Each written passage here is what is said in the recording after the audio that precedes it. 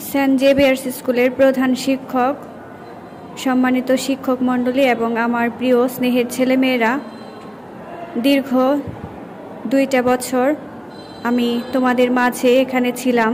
Saint Xavier's স্কুলে সহকারী প্রধান শিক্ষক হিসেবে দায়িত্ব নিয়ে এসেছিলাম। তো দীর্ঘ 2টা বছর আমি চেষ্টা করেছি আমার কথা, কাজ এবং আচরণ দিয়ে তোমাদের মাঝে শিক্ষা সেবা কাজ করার জন্য। বিশেষ করে আমি 9-10-এর ছেলে মেয়েদের ক্লাস পেয়েছি এবং তাদের সাথে ক্লাস করার সুন্দর সুযোগ হয়েছে।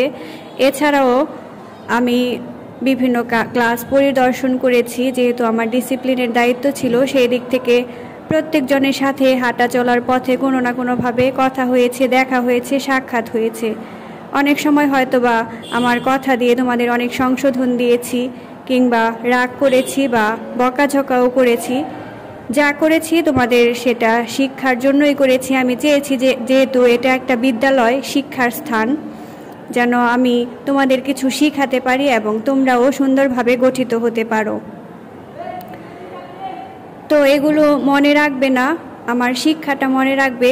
আমি যে রাগ করেছি তোমাদের ভালোর জন্যই করেছি এবং আমি চেয়েছি তোমরাও সুন্দরভাবে গঠিত হয়ে ভালো মানুষ হও এবং দেশের জনগণের সেবা করতে পারো।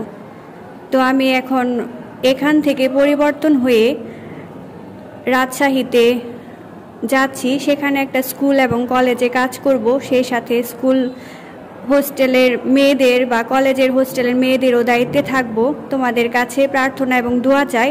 যার যার ধর্মমতে তোমরা তোমাদের স্রষ্টার কাছে আমার জন্য প্রার্থনা করবে, দোয়া করবে, যেন তোমাদের মাঝে আমি যে সুন্দর শিক্ষা সেবা দিয়েছি সেই সুন্দর শিক্ষা সেখানেও আন্তরিকতার সহিত দিতে পারি।